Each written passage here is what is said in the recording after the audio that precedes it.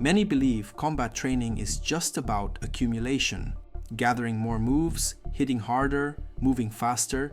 They think the winner is the one who just adds the most to their arsenal. But are these all there is to combat and martial arts? In psychology, we study the prediction error. The moment reality breaks your expectation. Because when pressure hits, combat pressure, many don't fail physically. They collapse internally. Timing disappears. Vision narrows. Decision-making freezes. And all that beautiful technique vanishes. In this video, I am going to explain 10 of the most crucial aspects of combat. We aren't going to focus on combat techniques today. Instead, I want to reveal the invisible obstacles that can defeat you before you even step on the mat. Bear with me. By the end of the video, the big picture will click into place. Let's explore each of these aspects. The first and most obvious aspect of combat is physical preparation. Physical preparation is not aesthetics. It's not strength for display. It's structural integrity under stress. Power without endurance fades. Speed without structure collapses. Historically, warriors trained it for survival under fatigue, long marches, armor weight, blood loss. A robust body gives the mind a chance to stay clear.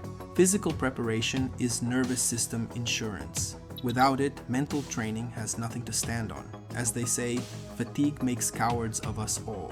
A strong body gives the mind more chances to stay clear. When your lungs burn, when your legs shake, your mind panics. It sends cortisol flooding through your system, fogging your judgment. If the vessel is weak, the mind has no home. You train the body to convince the brain that I can deal with this threat. Power without endurance is a car with a V8 engine and an empty tank. Speed without structure is a collision waiting to happen. You build the armor so it will be easier for the mind to stay composed inside the chaos. The second aspect, expansion of arsenal. In psychology, they call it cognitive flexibility. In combat, it is related with expanding our arsenal of techniques and tactics. But be careful, a wide arsenal doesn't make you unpredictable by chance, it makes you adaptable by choice. Look at the samurai. The katana and the spear were just the tools, with their respective techniques. Knowing how, where, and when to switch between them was tactics, the wisdom. Every new angle or feint you learn shouldn't be about collecting a move. It should be about sharpening your understanding of the rest. How a low kick opens the high guard. How a grapple sets up the strike. Connect the dots. That is the true geometry of violence. Technique provides the vocabulary. Tactics provide the grammar. If you only know 3 words, you cannot write a poem, and you cannot win a war. Moving on to the third aspect. Combat is also refinement and precision. Stop adding, start subtracting. The Stoics practiced via negativa, or improvement by removal. The amateur adds unnecessary movement, and that's okay and understandable at the beginning. He telegraphs, he bounces, he hesitates. The more experienced martial artist removes. Precision is the elimination of the gap and friction between intention and action. In neuroscience, we look at the myelination of neural pathways. The more you refine a movement, the thicker the insulation around the nerve. The signal travels faster, cleaner. You are not training to do more. You are training until hand, eye, and intention are a single unit. Zero waste, no hesitation. The fourth aspect, a crucial one, timing. Timing is not speed. Speed is physical. Timing is psychological. Timing is where thinking ends and feeling begins. Musashi Miyamoto wrote about the rhythm of the void. Every opponent has a rhythm, a breathing pattern, a blinking cadence. You stop calculating, you start feeling. You study rhythm, distance, strategy. Then one day, calculation disappears. Your body moves before thought arrives. Samurai described this as acting before intention. This is about disrupting the opponent's OODA loop, meaning observe, orient, decide, act. If you can disrupt their rhythm, you reset their loop. You strike when they are inhaling. You move when they are blinking. You don't plan when to hit. You sense the opening before it exists. You become the consequence of their mistake. The fifth aspect, pattern recognition. Humans are pattern-seeking machines. Every fighter leaks information. No matter how skilled, he has a tell, a flinch before a jab, a drop in the shoulder before a kick, breath, rhythm, old injuries, emotional tells. We cannot help it. This is all precious information. Pattern recognition is thin slicing. Your brain processes micro cues in milliseconds. This isn't magic. It is exposure. The more opponents you face, the more data points you collect. You stop seeing a punch. You see the weight shift that precedes the punch.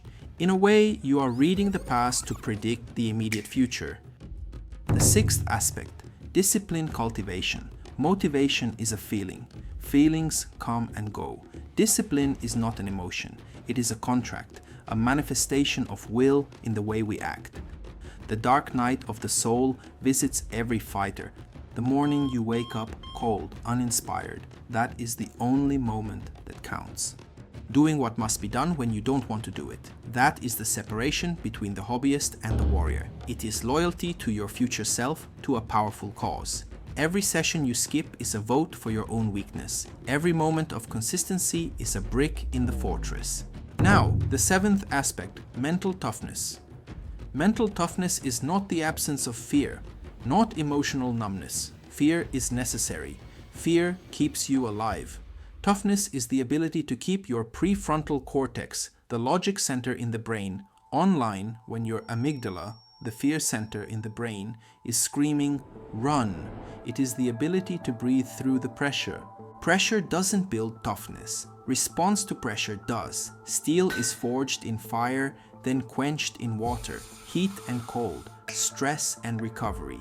You build nerves of steel through microdosing trauma. Every round you survive, every lung-burning sprint, you are teaching your nervous system, we can survive this. The pressure that once broke you becomes the floor you stand on. The eighth aspect, strategic mastery plus adaptability. No plan survives contact with the enemy. That is military doctrine. It is also life. Rigidity is death. The oak tree snaps in the storm. The bamboo bends. Strategic mastery is not having a rigid script. It is having a framework. You do not resist the reality of the fight. You accept it. The adaptable fighter uses the opponent's energy against them and outsmarts it. This turns violence into art. This is pure fight IQ. Many fail when they cling to plans. Mastery means understanding principles deeply enough to reshape them in real time. The ninth aspect, evolving into your individual style. Carl Jung called it individuation, becoming who you truly are. In martial arts, we call it 𝙎𝙘𝙞𝙬. In simple words, it means 𝙎, learn the rules, follow teachings precisely. 𝙎, break some rules. Once the basics are mastered, the student begins to branch out. 𝙬, be the rules. Students create their own individual style and approaches. Eventually, you stop imitating your master. You stop copying the YouTube videos. Imitation ends. Expression begins. You integrate a style with your temperament and overall personality, your limb length, your aggression or your patience. Your fighting style becomes a mirror of your spirit. You are no longer doing just karate or boxing. You are expressing yourself through movement. Now I want to add a bonus yet very important point. You cannot drive a car at red line forever. The engine will blow. Recovery is not laziness. It is biological necessity. It is part of training. It is where the strength is actually built. Your muscles grow when you sleep, not when you lift. Your mind assimilates patterns when you rest, not when you spar. Respect the pause. Knowing when to rest is wisdom. Burnout isn't toughness. It's mismanagement. Remember the question from the start? Let's close with a final answer to that. Combat training isn't about learning how to perform moves. It's about learning how you respond to pressure, how your body and perception reorganize under pressure and threat. Fighting is the mirror. Training is the transformation. As we train, we're not just learning to fight. We're transforming in mind, spirit, and body. We're learning to recognize patterns where others panic, to evolve into something honest. This is what real training builds. Not just skill, character, awareness, flow. It is a pure alchemical process. Sit with that.